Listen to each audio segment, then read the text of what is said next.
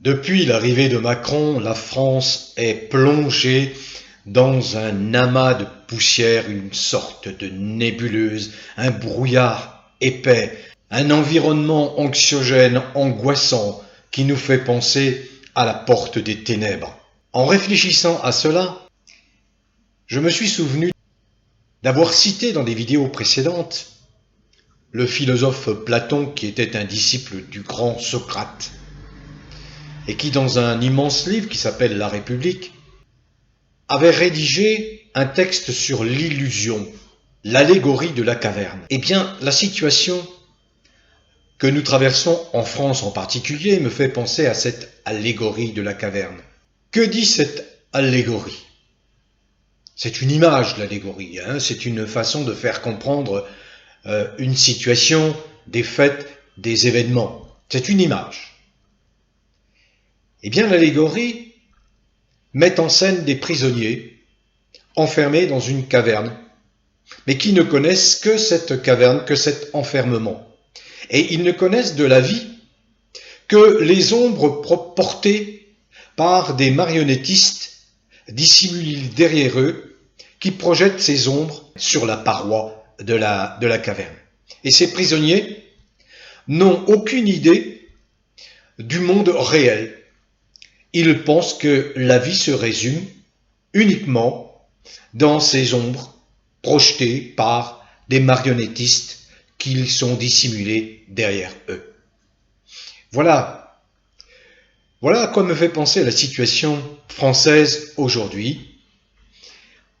Après des décennies de lobotomisation, d'abêtissement télévisuel, maintenant smartphone virtuel, après des décennies d'abrutissement, la masse des gens, en tout cas beaucoup, se retrouve comme dans la caverne que décrit Platon. Les marionnettistes sont ceux qui détiennent le pouvoir, tous les pouvoirs, pouvoir économique, pouvoir politique, pouvoir médiatique. Ce sont ces gens-là qui façonnent les images qui vont être intégrées puis assimilées par la masse. Mais ce sont de fausses images qui éloignent, au fil des décennies, qui éloignent de la vie réelle. Je vais donner un exemple, parce que j'en ai beaucoup parlé. Certains m'ont reproché d'utiliser souvent le mot déviant. Oui, le mot déviant, il n'incrimine personne en particulier. Personne ne doit être visé. Simplement, il y a une nature humaine, il suffit simplement de l'observer, les grands savants le font, les plus intuitifs, les Einstein, etc., savent qu'il suffit d'observer la nature et d'en reproduire les effets, les fonctionnements, les mécanismes miraculeux. Mais il y a des malveillants, il y a l'énergie du mal qu'il faut toujours prendre en compte, qui est toujours là, qui est prégnante, et elle est d'autant plus prégnante actuellement.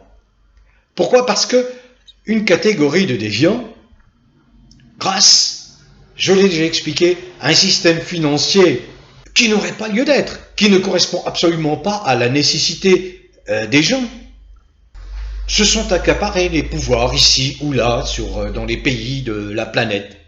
Et ces déviants veulent à tout prix imposer leur vue, leur vision totalement contre nature à la masse, à la majorité. C'est ce que nous vivons aujourd'hui, c'est que il y a effectivement une masse de gens en France endormis. Mais non seulement les gens, disons, qui ont un rôle passif, disons qui n'ont pas un rôle d'acteur majeur pour déterminer l'organisation de la société, je parle de l'ensemble des citoyens. Non seulement ces citoyens que nous sommes, mais sont arrivés par le chemin, par le biais de la déviance, par le chemin d'un comportement totalement anormal et contre nature, à occuper des postes décisionnaires au gouvernement, députés, etc. Et ils prônent des attitudes des comportements qui se répandent. Parce que les gens, toujours, je renvoie toujours à cette allégorie de la caverne, les gens s'imaginent que c'est parole de vérité. Alors que non, pas du tout, c'est déversement, déferlement de mensonges. Je vais prendre un exemple de déviance qui à mon avis, va provoquer une réaction à un moment ou à un autre, parce qu'elle crée une telle tension contre la nature qu'elle va finir par créer une explosion dans la société, dans les sociétés humaines. Explosion, pourquoi? Je veux parler de la féminisation des comportements. Tout ça, ça procède, cette féminisation ou dévirilisation procède d'une intention de la part de ces déviants, minoritaires, ultra minoritaires, de ces déviants, de contester le genre, les genres, de contester qu'il y a deux genres, le genre masculin et le genre féminin. Parce que ça sert leur fantasme, leur pulsion, j'allais dire, destructrice de la normalité. Vous voyez ce que l'on vit aujourd'hui avec Macron, l'inversion des valeurs, l'irrespect des valeurs morales. Vous voyez bien, sans le dire, Macron combat toutes les religions l'exaspèrent parce que toutes les religions sont porteuses d'exigences morales. Toutes les religions, toutes les croyances sont porteuses d'exigences morales. Et ça exaspère, ça agace considérablement Macron et tous les déviants qui l'entourent et qui le soutiennent. Encore une fois, le mot déviant dans mon esprit ne s'attache pas forcément aux orientations sexuelles des uns et des autres. Ce n'est pas mon propos, l'orientation sexuelle. La déviance, c'est un comportement qui va contre, qui est dirigé exclusivement contre les mécanismes naturels. Mais cette dévirilisation, cette féminisation, engendre des comportements. Aujourd'hui, on en mesure les effets négatifs, néfastes. Engendre des comportements mous, qui ne sont pas à la hauteur des enjeux de la lutte, du combat qu'il faut mener contre des gens qui veulent nous faire prendre des vessies pour des lanternes, qui vont contre le bon sens, qui pénètre chacun d'entre nous. Nous sommes tous pénétrés de bon sens. C'est instinctif, c'est intuitif. Alors vous connaissez mes propos sévères à l'endroit de l'élitisme.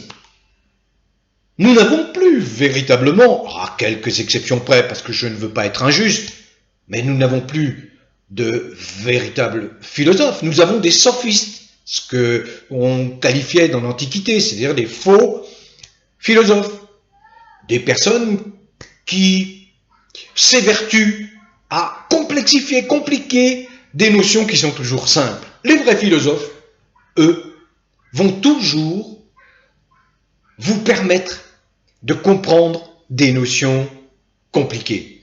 Les faux ont exactement la démarche inverse. Ils vont complexifier. Et aujourd'hui, on ne les appelle plus les sophistes, c'est des intellectualistes.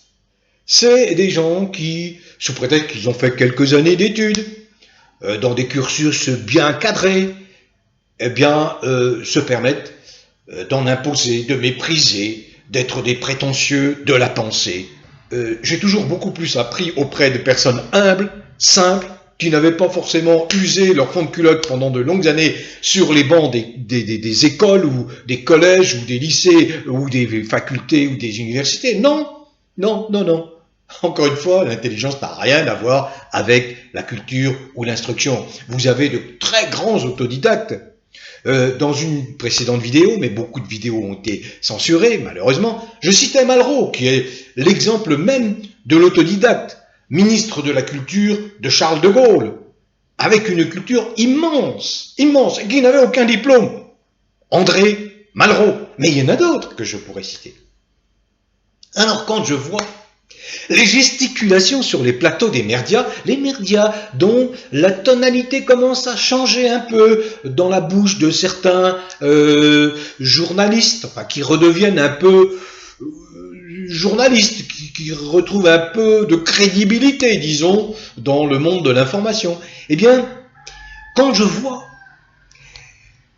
les cohortes de macroniens et macronistes, et les femmes ne sont pas au second plan chez les macroniens et macronistes. Quand je vois des députés, heureusement, il y en a qui ont vu clair, je pense à Madame Vonner par exemple, et d'autres, qui ont dételé très vite de la Macronie, qui ont bien compris dans l'impasse dans laquelle ils s'engouffraient et dans laquelle ils allaient sombrer, parce qu'au fond, du fond, il y a les abysses, il y a l'abîme dans lequel tous les macroniens vont sombrer, c'est évident, c'est évident, ça se passera comme ça. Mais je me réfère au visionnage d'une vidéo là récente où je vois, je ne veux même pas la nommer, je ne veux pas risquer encore d'être attaqué pour diffamation ou injure, je sais pas quoi. Donc je vois cette femme masquée, en face d'elle une journaliste qui a su garder son calme. Et c'est à propos de la sortie de l'excellent documentaire Hold Up. Hold Up. Alors là, qui met en grande difficulté le Macron lui-même et la Macronie. Bon, allez-y, allez regarder ce documentaire. Il est explicite, il est clair. Vous aurez, pour ceux qui n'ont toujours pas encore compris dans quel régime, dans quelle nébuleuse Macron et les mondialistes veulent nous tenir, eh bien, allez voir ça. Et donc voilà, je reviens donc à cette dame extrêmement agressive, remontée, voulant apprendre son métier à la journaliste qui l'interviewait, qui la recevait, avec beaucoup de courtoisie, qui assure garder son calme. Mais c'est sûr que quand vous êtes découvert, quand le masque, on vous fait tomber le masque, et c'est justement l'effet de ce documentaire Hold Up, ça vous fait pas plaisir. Ça vous fait pas plaisir. On a découvert le poteau rose, c'est-à-dire que la Macronie, c'est un vaste mensonge. C'est une nébuleuse dans laquelle on veut vous enfermer. C'est l'allégorie de la caverne. C'est-à-dire, on veut vous faire croire que c'est cette vie-là, de contraintes, de privation de liberté, vous transformer en zombie, qu'il n'y en a pas d'autre. Oui, ça me fait penser aux pseudo-économistes que j'écoutais, que je contestais bien sûr il y a 15 ou 20 ans, pour lesquels il n'y avait pas d'autre possibilité que une politique ultralibérale, que le libéralisme était la seule voie viable pour organiser les économies dans le monde. Pipeau, bien sûr, pipeau. J'ai toujours combattu fermement, bien sûr, cette vision des choses. Mais alors voilà, je voyais cette personne-là, cette femme-là, extrêmement vindicative, remontée, prête on avait l'impression qu'elle allait même sortir des dagues de derrière son dos pour intimider encore plus, encore davantage les personnes même qui étaient là et qui avaient le front de la contredire, parce que vous savez, ces macroniens, il ne faut surtout pas les contredire, ne pas les contredire, à commencer par le premier d'entre eux qui s'appelle Macron, surtout pas, Mais j'étais sidéré, et ça m'a renvoyé à ce qui s'est passé sous la Seconde Guerre mondiale. Je sais, je fais souvent référence à la Seconde Guerre mondiale. Comment vous êtes des êtres humains comme moi, femmes ou hommes. Bon. Nous connaissons nos limites, nous connaissons nos craintes, nous connaissons ce qui peut nous limiter dans nos actions physiques, même dans nos pensées. La peur, la psychose, l'angoisse, la fatigue tout simplement physique. Comment des millions de jeunes Allemands ont pu aller au combat sans ressentir tous ces effets naturels liés à notre organisme qui lui-même a des limites de fonctionnement. Parce qu'il a besoin d'énergie, parce qu'il a besoin d'être bien huilé, qu'il a besoin de fonctionner harmonieusement, dans un bon équilibre. Mais alors, quand vous placez des êtres humains dans des situations exceptionnelles, non conformes au mode de vie naturel, eh bien, que se passe-t-il? Ils n'ont pas l'allant pour aller au combat. Ils n'ont pas le courage. Comment leur donner ces talents? Comment leur donner ce courage? Comment leur faire dépasser les doutes? Les doutes. Vous voyez, quand on part, on vous envoie, on vous donne un fusil, vous allez tuer, vous allez massacrer, vous avez des gens qui ont une conscience. Comment? Le régime nazi a trouvé un moyen extraordinaire. C'est la chimie. Avec une drogue qui s'appelle la pervitine. À très forte dose, la Wehrmacht a utilisé cette drogue. Elle passait son temps à droguer tous ses soldats, qu'ils soient aviateurs, qu'ils soient marins, qu'ils soient dans les chars d'assaut. Pervitine. Y compris chez les hauts gradés nazis. Y compris, dit-on, même Hitler en prenait. Eh bien, je fais ce parallèle, pourquoi? C'est parce qu'en observant cette dame cachée derrière dans son masque, macronienne a tout craint, oui, c'est Macron, c'est mon Dieu, c'est Jupiter, je l'adore, c'est Jupiter. Il va nous conduire sur les cimes. Mais voyons, pourquoi pas? Pardonnez mes emballements. Mais je me disais, ces gens-là sont drogués. Elle me faisait penser à tous ces gens, pendant cette Seconde Guerre mondiale, qu'on shootait, qu'on droguait à la pervitine pour leur faire oublier la fatigue. Ça leur servait de coupe-faim, ça leur évitait d'avoir des pensées de douter de leur action. Nous sommes dans cette situation. Mais, comme dit Socrate, comme dit son disciple Platon, il y a des solutions, bien sûr. Et la solution, c'est l'information. Nous sommes, je l'ai déjà dit, nous ne sommes que de l'information. Nos codes, notre génome, notre code génétique, ça n'est que de l'information. Mais il faut de la bonne, la vraie information, une information authentique, celle qui correspond à la réalité de ce que nous sommes, sur le plan physique et sur le plan psychique. Et c'est la reprise du pouvoir par la vraie information, la bonne information, qu'il sera possible de sortir de la caverne des illusions décrite par Platon. Il y a une information sur laquelle je vais revenir maintenant le plus souvent parce que elle me semble importante. C'est un mal pernicieux qui se développe. C'est l'envahissement de la langue anglaise partout dans nos activités quotidiennes. Et comme nous sommes très nombreux maintenant à utiliser des ordinateurs ou des smartphones, eh bien, remarquez bien cela. Tous les sites, désormais, vous envahissent de formules écrites, rédigées en anglais. Résistez. Ça n'est pas une attaque contre la langue anglaise, contre la langue de Shakespeare, pas du tout. J'aime beaucoup mes amis anglais, britanniques, leur humour. Non, c'est la langue chewing-gum des États-Unis. La langue chewing-gum des États-Unis à des fins d'asservissement, à des fins de domination, d'hégémonie économique et surtout à des fins de manipulation des esprits.